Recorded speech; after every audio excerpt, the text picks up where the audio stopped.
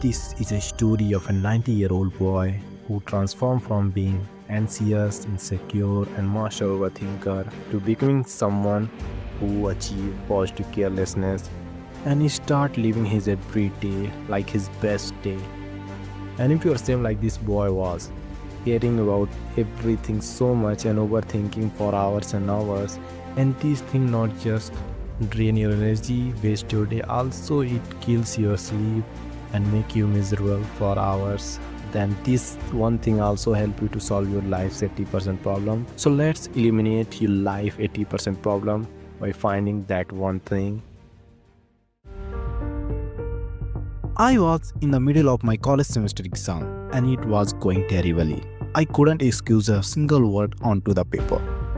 The night before, I had an intense fight with my girlfriend over text.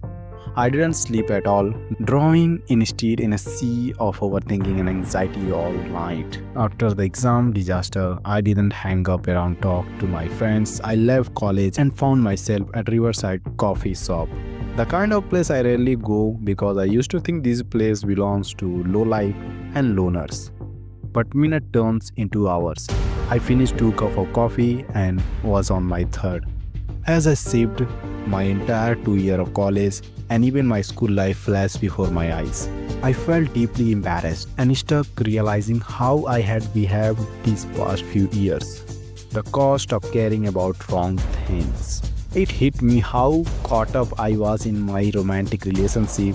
I track every little behavior of my girlfriends. Their every action soaked me up and pulled me into an overthinking loop that lasts for hours and missed my sleep countless times. I saw how intensely obsessed and stressed I was about the smallest, most minor harms in my life. I was constantly worried. What will people think if I do this? What did my friends say to me? Why hasn't my girlfriend called me 7 times today? Is she cheating? I should do this specific thing to look cool. Why I'm not cool enough? The life of a 90-year-old can revolve around this thing. But caring so much about them was destroying me. I felt constant FOMO. I felt weak, like I was being forced to make choice just to fit in the world. Recognizing the pattern but feeling stuck. I know this constant worry wasn't good, but I didn't have a solution to stop it.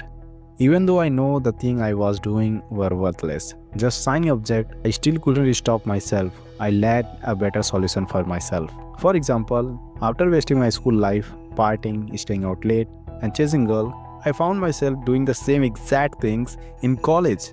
I know this wouldn't take me anywhere. I knew I should study, but I didn't. The fear of missing out slapped me every time. I didn't want people to think I was uncool. I faced many breakups because I was obsessed and controlling. I knew the relationship dynamic wasn't working. I knew I needed to allow freedom in my relationship. Because secretly I also hated controlling and tracking someone's behavior. But still, in name of everyone is doing this, so I do too. I remain part of the flock. I feel miserable. When you know the road you are on is just draining your energy and offering nothing much because you have already tasted walking on that road, and yet you still choose to walk it because everyone else does. If I had to put my terrible situation into one line, it's this. Everything I was doing was for happiness. I was obsessed with feeling happy, but those things were not sufficient to give me happiness. Instead, they give me boredom, obsession, and insecurity. The riverside realization, the flow of water. After sitting by the river for 2 hours, I had a realization watching the water flow. My desired life is to experience things without attachment. I don't want to feel forced to them. I want to do them or leave them whenever I choose. I want to feel secure whether I indulge or not. Always retain the power to say no. I want to live in a positive carelessness mood. I want to live like flow of water.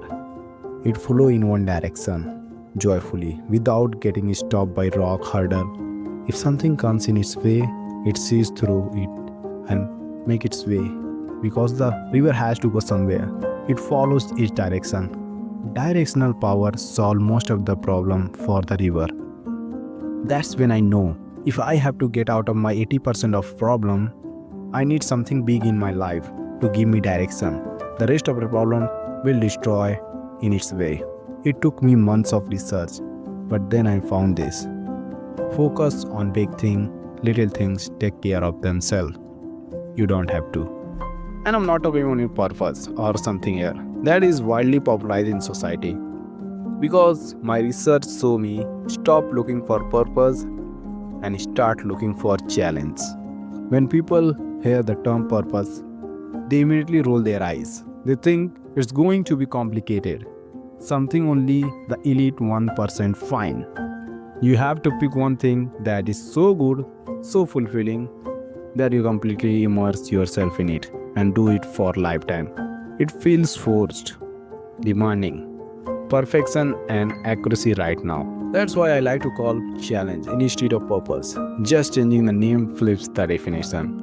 I define my purpose as the highest challenge possible, designed so strategically that it affects 80% of the domain or problem in my life. Pick challenges, not purpose.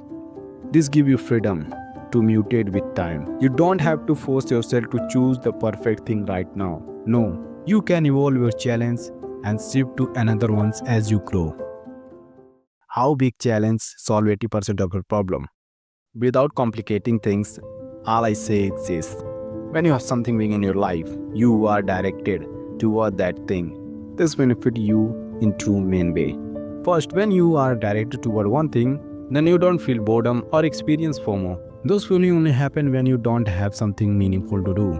When you have challenge going on in your life, you don't get time to indulge in or worry about little things. Your real source of joy comes from accomplishing that challenge. Number 2, better things come naturally. The second best thing is that when you start working on big challenge, other little things, friend, relationship, respect, and many more things comes with it. They are better than before ones. The relationship and friends you make along the path of your challenge are far better than the peers you force yourself to hang out because of fear of missing out. Little things take care of themselves when you have something big driving your life. So now let's talk about how to find your big challenge. As I said, don't pick a purpose, pick a challenge. But let me clarify what you should consider when choosing yours. 1. It must fall under your interest umbrella. You have to actually care about it. 2. It should be chosen strategically so it can affect your 80% of your life. Think about how this can challenge, improve your skill, finance, health, or this planet. 3. Don't overthink it. There is no perfect challenge out there other than what you are capable of doing right now. So, choose the highest possible goal you can achieve within your current capabilities. Then, start working on it.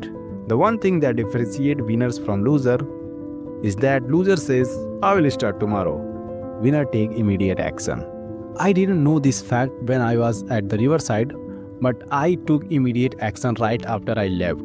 I got home, sat on my laptop and researched this content until I fell asleep that day. I know you might still not be completely satisfied with the method I shared above for finding your challenge. That's why I created an AI prompt to help you define the biggest challenge you should take right now. This AI prompt will conduct a short interview with you, asking questions about your life experiences, and then suggest meaningful challenge for you to pick from. Link in below and you will get the AI. So thanks for watching. I will meet you next one.